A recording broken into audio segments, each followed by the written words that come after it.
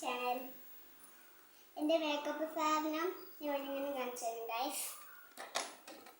ആദ്യം നമുക്ക് തലയും ഗൈസ്. ആദ്യം നമുക്ക് മുടി കെട്ടാം.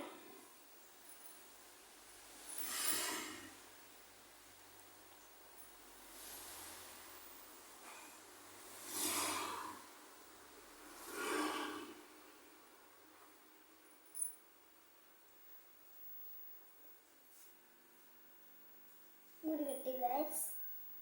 നമുക്കിനി സൈഡിലേക്ക് തൂക്കി വെക്കാം.